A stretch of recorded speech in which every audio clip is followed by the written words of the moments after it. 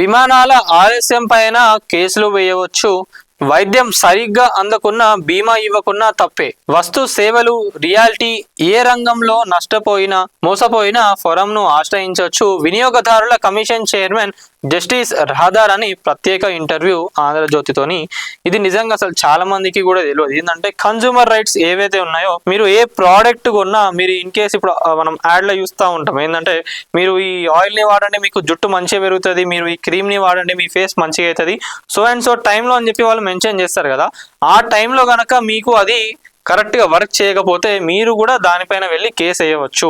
దానికి మీకు జరిగిన నష్టపరిహారం ఏదైతే ఉందో అదంతా కూడా మీరు వాళ్ళ దగ్గర నుంచి రాబట్టచ్చు. సో అందుకే అన్న విమానాలు ఆలస్యమైనా కూడా కేసులు వేయవచ్చు.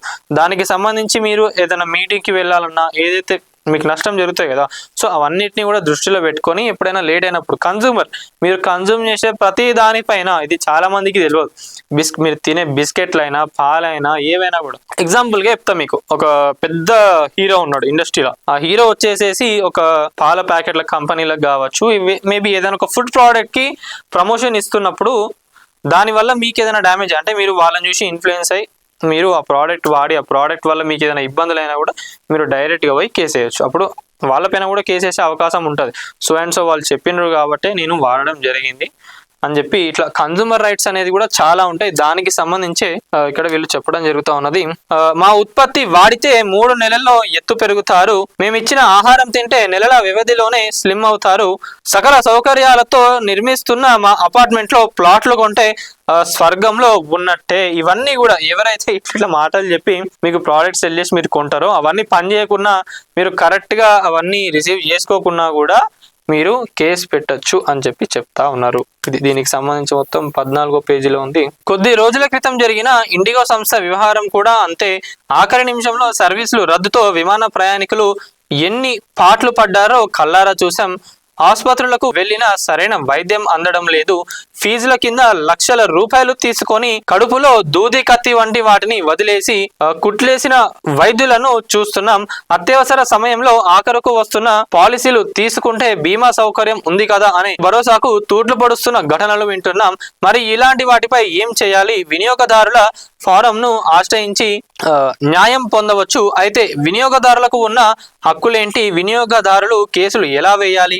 తదితర అంశాలపై తెలంగాణ రాష్ట్ర వినియోగదారుల వివాదాల పరిష్కార కమిషన్ అధ్యక్షురాలు ఇటీవల బాధ్యతలు స్వీకరించిన జస్టిస్ రాధారాణి ఆంధ్రజ్యోతికి ప్రత్యేకంగా ఇంటర్వ్యూ ఇచ్చారు. సో దానికి సంబంధించి అన్ని ఇక్కడ డీటెయిల్స్ కూడా చెప్పిండు. ఏంటంటే చట్టం దృష్టిలో వినియోగదారుడు అంటే ఎవరు, ఏ రంగంలో నష్టం జరిగితే మీ దగ్గరకు రావచ్చు అని చెప్పేదానికి వీళ్ళు ఒక ఆన్సర్ ఇచ్చింది. ఏంటంటే ఒక వస్తువు కొనుగోలు చేసిన వ్యక్తి, ఒక సేవను పొందిన వ్యక్తి, ఒక ప్రకటన చూసి సదరు ఉత్పత్తి సేవను కొనుగోలు చేసిన వ్యక్తి ఎవరైనా వినియోగదారుడే.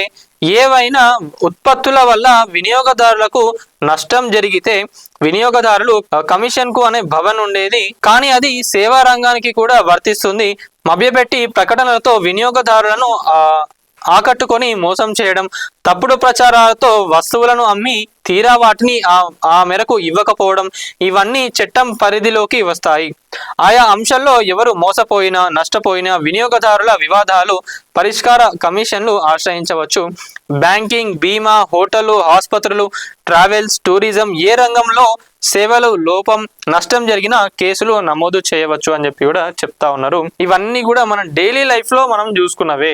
ఎవరైతే మనం ప్రోడక్ట్ కొంటామో, ఇంకా ఫేక్ యాడ్స్ చూస్తాం కదా, అవి చూసి మోసపోయినా ఏవైనా కూడా మన డైలీ లైఫ్ లో ఏ ప్రోడక్ట్ మనం తీసుకున్నా వాటి నుంచి మనకు కరెక్ట్ గా రాకపోయినా, మనం మోసపోయినా కూడా వాటి అన్నిటికీ పైన కూడా మీరు ఇక్కడ ఆశ్రయించి కేసులు నమోదు చేయవచ్చు అని చెప్పి కూడా చెప్తా ఉన్నారు. ఇట్లా కన్జ్యూమర్ రైట్స్ గురించి చాలా మందికి కూడా తెలియదు.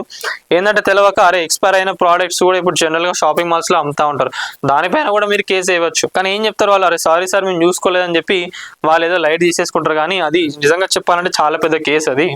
సో ఇట్లాంటివి కూడా మన డైలీ లైఫ్ లో మనం ఏడవైనా కూడా, మనం ఒక షూ అన్నా, షర్ట్ కొన్నా, దానికి ఇంత డ్యామేజ్ ఉన్నా, ఏది ఉన్నా కూడా మనం దానిపైన కేసు వేయవచ్చు. కన్జ్యూమర్ రైట్స్ అనేది నిజంగా చాలా పవర్ఫుల్ ఉంటుంది. ఇంకా చెప్పాలంటే కొంతమంది ఏం చేస్తారంటే వీటిని అడ్డం పెట్టుకొని కూడా కోట్లలో పైసలు సంపాదించిన వాళ్ళు కూడా ఉన్నారు. అంటే కొంత మిస్యూజ్ చేస్తున్నారు వీటిని. తెలియని వాళ్ళేమో సైలెంట్గా ఉంటున్నారు, తెలిసిన వాళ్ళేమో కొంతమంది మిస్యూజ్ చేస్తూ ఉన్నారు. జనాలకు ఇవన్నీ తెలియదు కాబట్టే బిజినెస్ చేసేటోళ్ళు ఎవరైతే ఉన్నారో, ఈ ప్రోడక్ట్స్ అమ్మేటోళ్ళు ఎవరైతే ఉన్నారో దర్జాగా వాళ్ళు మంచిగా సంపాదించుకుంటున్నారు.